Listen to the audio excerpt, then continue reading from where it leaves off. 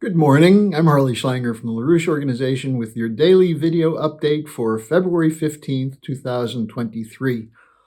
I'm going to begin by repeating the lead story from yesterday's update because due to some technical problems, which may have been hacking, I was unable to get yesterday's update posted until late in the day, so many of you may have missed it. So let me start with this warning that came from the U.S. Embassy in Moscow on Monday. Issuing a travel advisory warning American tourists and residents to leave Russia. The reason they gave is, quote, they have an assessment that terrorist groups, both transnational and local, are planning to strike with little or no warning tourist locations, transportation hubs and systems, markets, shopping malls, local government facilities, hotels, clubs, restaurants, etc., etc., etc. Virtually all public areas in Russia are targeted. And this is a warning from the State Department through the U.S. Embassy. Now, this was then followed by a response from Peskov, the spokesman for President Putin, who said that the Russian intelligence services have advised that, quote, the U.S. is planning to send terrorist militants into Russia, unquote. And TASS reported that there are specific reports that 60 ISIS and al-Qaeda affiliated terrorists were recruited in the Middle East in territory in Syria under U.S. military control and are being trained in making and using improvised explosive devices, sabotage, etc. And then they will be infiltrated into Russia to carry out terrorist actions. Now, all of this is in service of a regime change to destroy the Putin government through carrying out acts of sabotage. Now, lest you think this is a conspiracy theory, just keep in mind the U.S. has a long history of aiding and deploying terrorist organizations going back to the jihadists in the 1980s in Afghanistan up until the present, with the collaboration with ISIS, al-Qaeda, al-Nusra forces inside Syria. So take this very seriously as part of an escalation of the efforts at regime change against Russia. Now, as this is going on, there's a NATO defense ministers meeting underway, a 2-day session opened yesterday. A part of the agenda is to make sure the weapons that have been pledged so far, including the tanks, get to Ukraine in a hurry.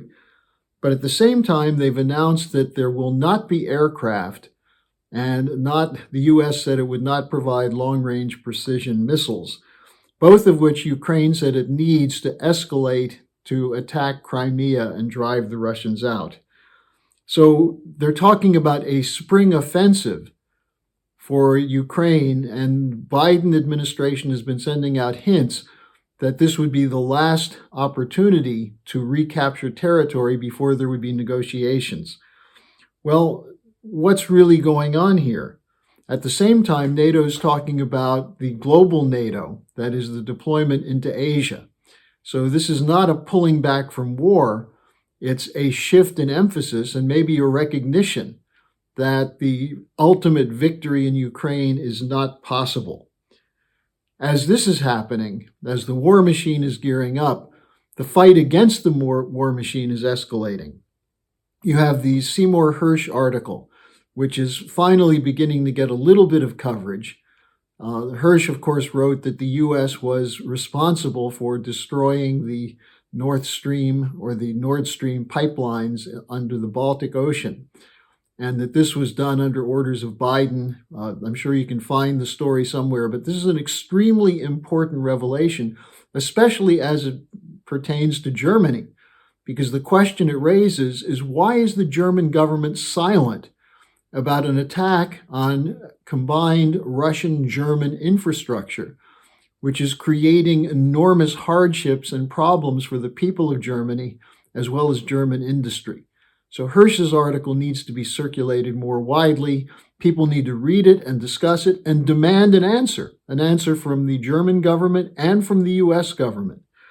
Secondly, as I've been reporting, the Columbia Journalism Review has an article by Jeff Gerth, which completely eviscerates the whole story of Russiagate and shows the media complicity in working with the intelligence agencies and congressional fakers like Representative Adam Schiff of California in creating the phony Russiagate story, which is a very big part of the move for regime change against Putin and was a sabotage of the presidency of Donald Trump.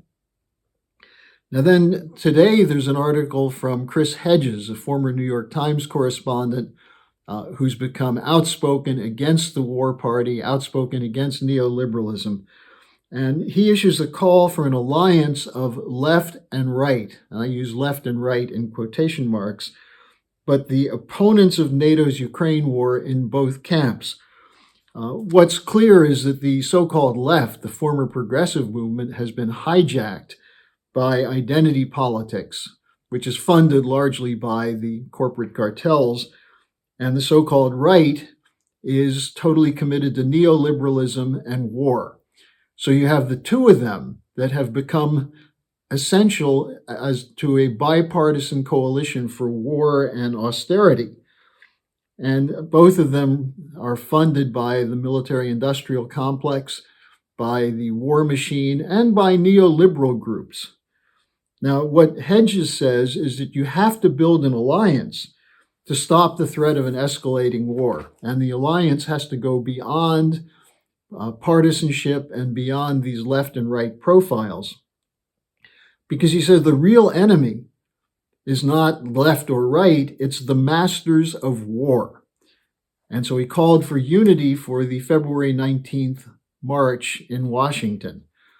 Now, a sign that this alliance is having an effect was a completely pathetic and crazed article published in New Republic attacking Lyndon LaRouche on the 4th anniversary of his passing, as well as Diane Sayre, who's one of the speakers at the February 19th conference. The New Republic used to be part of the so-called progressive left. It's just become another rag pushing the same line as Biden and the War Hawks and the Democratic Party. Now, to go back to the NATO summit, what became clear from the discussion yesterday is that there will be no jets, at least in the short term, for Ukraine, and the U.S. announced no long-range precision missiles would be made available.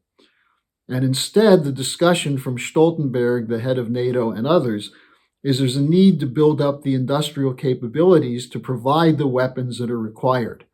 What does that tell you? They're running out of weapons. Secondly, that the industrial base needed if you're going to have an extensive long-term war is no longer there in the West. Now, if you're going to rebuild industry, why not rebuild it to take care of the needs of the population, whether it's housing, transportation, power and energy, food production. In other words, a real investment in machine tool capability in the productive sector, as opposed to the war economy, because the war economy may be pushing money into certain industries, but it has no positive effect, except for the people who get paid by it, but no positive effect for the population as a whole or for the nation as a whole. In fact, it's negative. So the question then is, why go for an industrial buildup for war when there are so many things that could be done? For example, with the West collaborating with China's Belt and Road Initiative to finally overcome the deliberate underdevelopment of Africa, sections of Central and South America, and Asia. Now, at the same time, the tech sector is moving toward more aggressive pre-censorship. This is called pre-bunking. And there's an article about Google announcing a campaign to, quote, expand misinformation pre-bunking, unquote. Now, pre-bunking is you basically censor thoughts before they become thoughts, that you train people to reject what the promoters of pre-bunking consider false claims before they appear. Brainwashing anyone? That's exactly what pre-bunking represents. And Google is going to do an experiment with this in Germany, where much of the population is still suffering from the post-World War II brainwashing. Now, two final notes three on media brainwashing. In Hirsch's interview, he did an interview 2 days ago, he said of reporters routinely publishing false stories, Quote, "It's amazing to me how they, my colleagues, fall in line," unquote, for the pro-war narrative. Yes, it is amazing, but it's also something we've all seen over and over and over. Then we have from Edward Snowden a very significant comment in talking about the shooting down of various balloons and so-called unidentified flying objects. He said he wishes these really were UFOs and aliens coming. But he said what he thinks is that the deployment of the military to shoot down these objects is intended to divert attention away from the Seymour Hersh expose of the U.S. role in destroying the Nord Stream pipelines. And finally, from India, there's an investigation underway into the BBC following a BBC slander of Prime Minister Modi. Offices of the BBC in New Delhi and Mumbai were investigated by tax authorities. A spokesman for Modi's party called the BBC, quote, "the most corrupt organization in the world," unquote. Well, it's certainly in the short list of those corrupt organizations. While the foreign minister, Jaishankar, accused the BBC of bias and having a, quote, "colonial mindset." I think he's absolutely right on those 2 points. So the fight against the war machine is escalating. Join it. Become a part of the mobilization to stop this war and take power away from the corporate cartels that are not only destroying the life of people all over the planet, but are pushing the world toward the brink of nuclear war. So thanks for joining me, and I'll see you again tomorrow.